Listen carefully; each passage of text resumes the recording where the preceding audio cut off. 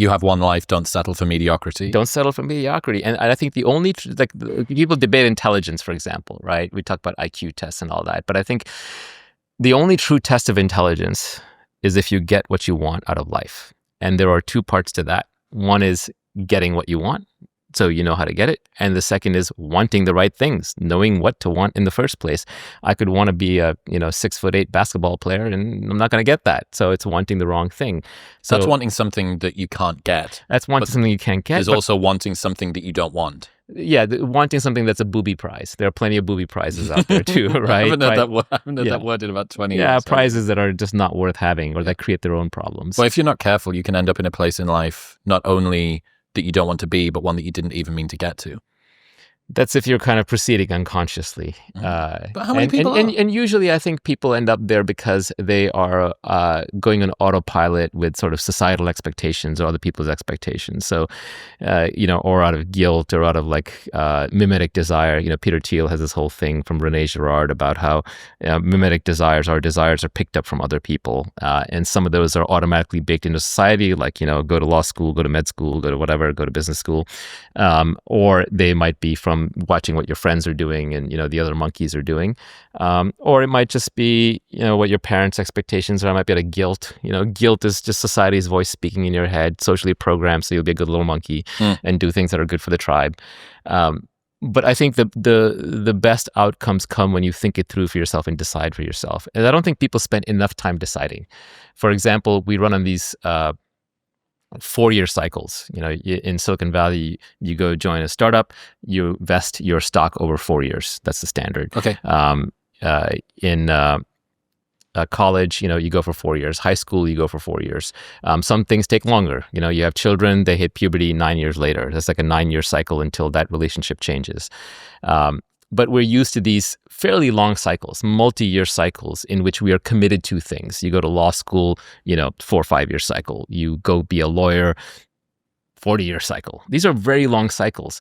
The amount of time we spend deciding what to do and who to do it with, very short, very, very short, right? We spend, 3 months deciding, 1 month deciding on a job where we're going to be for 10 years or 5 years. And because a lot of discovery is path dependent, where the next thing you find on the path is dependent on where you were on the previous path, you sort of start going down this vector that is a very long distance. People decide frivolously which city to live in, and that's going to decide who their friends are, what their jobs are, their opportunity, their weather, their food supply, their air supply, quality of life. It's such an important decision, but people spend so little time thinking it through. I would argue that if you're making a 4-year decision, spend a year thinking it through, really thinking it through. 25% of the time. Yeah, exactly. There's the secretary theorem. I don't know if you know that one. Is that after you've done this many people, pick Correct. The best one of the next however many? That's right. Yeah, the secretary theorem is this computer science professor is trying to figure out how much time he should spend interviewing secretaries and then how long to keep the secretary. So let's say he's going to have a secretary for 10 years. Does he keep searching for, 1 year, 2 years, 3 years, 1 month, 2 months? What is the optimal time? And it turns out that the optimal time is somewhere around a third. About a third of the way through, you take the best person you've worked with and try to find someone that good or better. So by the time you've gone about a third of the way through, you have seen enough that you now have a sense of what the bar is. And then anybody who meets or exceeds that bar is good enough. And this applies to dating, this applies to jobs and careers, this applies generally. But the interesting thing about the secretary theorem is that it's actually not time-based. It's not based on 1/3 of the time. It's iteration-based. The number of candidates. The number of shots you took on goal. Yeah. That's right. So you want to have lots and lots of iterations. So in that sense, you need to bail out quickly and you need to be decisive quickly.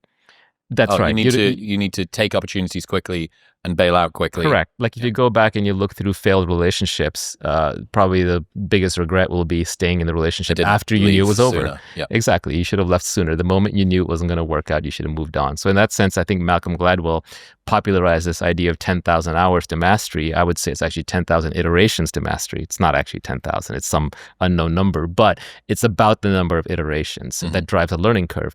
And iteration is not repetition. Repetition is a different thing. Repeating is doing the same thing over and over.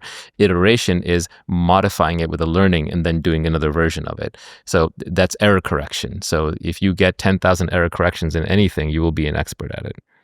Don't partner with cynics and pessimists. you mentioned there about the people who've got a nightmare going on at home and are trying to fix the world. But a lot of the time that cynicism and pessimism we find in ourselves. We see the world, whether we want to, whether it's because we've imbibed what the news or the negative people around us have said, or it's a bit more kind of endogenous than that. It's just sort of in us. It's the way that we see the world.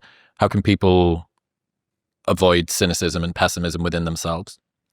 Yeah, cynicism and pessimism is a tough one. We're naturally hardwired for it. Again, I go back to evolution. I'm sorry to keep harping on evolution, but within biology, there's very few good explanatory theories, and theory of evolution by natural selection is probably the best one. So if you can't explain something about life or psychology or human nature through evolution, then you probably don't have a good theory for it.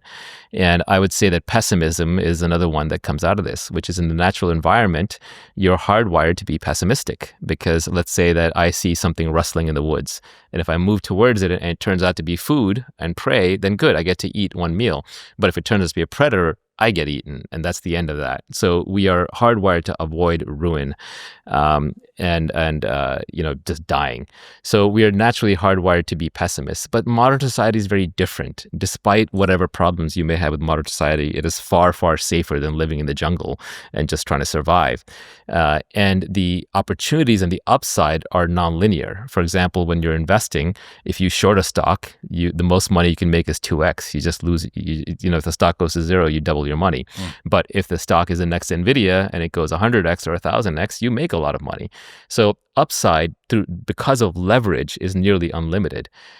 Also in modern society, because there's so many different people you can interact with, if you go on a date and it fails, there are infinite more people to go on a date with. In a tribal system, there might have been 20 people and you can't even get through all of them. So modern society is far more forgiving of failure. And you just have to sort of neocortically realize and override that. You have to realize that you're much more running a search function to find the thing that'll work. And then that one thing will pay off in massive compounding. Once you find your mate for the rest of your life, you find your wife or your husband, then you can compound in that relationship. It's okay if you had 50 failed dates in between. The same way, once you find the one business you're meant to plow into and it'll compound returns, it's okay if you had 50 small failed ventures or 50 small failed job interviews. The number of failures doesn't matter. And so there's no point in being a pessimist. You want to be an optimist, but I would say you want to be skeptical about specific things. Every specific opportunity is probably a fail, but you want to be optimistic in the general. In the general, you want to be like, something in here is going to work out. How do you navigate that tension? I mean, exactly as I said, I'm optimistic in the general that if something fails right now, then this is a little woo-woo, but it wasn't meant to be. It was a learning experience. It was an iteration. As long as I learned something from it, then it's a win. If I didn't learn from it, then it's a loss. But as long as you're learning and you keep iterating fast and cutting your losses quickly, then when you find the right thing, you have to be optimistic and compound into it. So you don't want to jump into the first thing. You don't want to marry the first person you date necessarily, unless you got very lucky. But you want to investigate and explore very, very quickly until you find the match. And then you have to be willing to go all in. You have to be willing to move your chips to the center of the table. So both those approaches are required. So it's a barbell strategy. It's sort of black or it's white, and most people are sort of stuck in this gray bit. I'm like half in, but I'm kind of don't really know if I am. And I also think like labels like pessimist, optimist, cynic, introvert, extrovert, these are very self-limiting. Humans are very dynamic. There are times when you feel like being introverted. There are times when you feel like being extroverted. There are contexts in which you'll be pessimistic. There are contexts in which you'll be optimistic. Leave all those labels alone. It's better just to look at the problem at hand, look at reality the way it is. Try to take yourself out of the equation in a sense. Like, obviously, you're involved, but motivated reasoning is the worst kind of reasoning.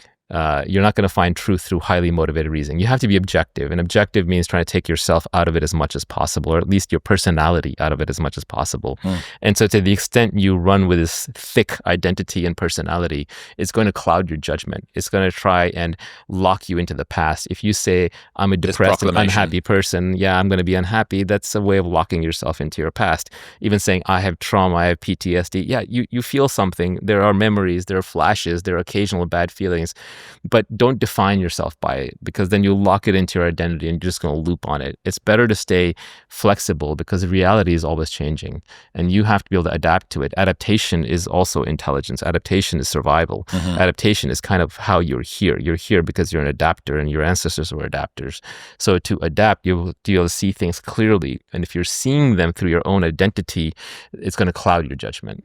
In other news, this episode is brought to you by Function. Staying on top of your health requires more than just an annual physical, which is why I partnered with Function. They run lab tests twice a year that track over 100 biomarkers and monitor for early signs of thousands of diseases. They even screen for 50 types of cancer at stage 1, which is 5 times more data than you get from an annual physical. You receive insights from a team of expert physicians who provide a detailed written clinician summary of all their observations and then phone consultations for any critical findings. Getting these lab tests done would usually cost thousands, but with Function, it is only $499. And right now, you can get the exact same blood panels that I get and bypass their waitlist by going to the link in the description below or heading to functionhealth.com/modernwisdom. That's functionhealth.com/modernwisdom. Thank you very much for tuning in. If you enjoyed that clip with Naval, just a mere taster, the full-length episode is available right here. Go on. Watch it.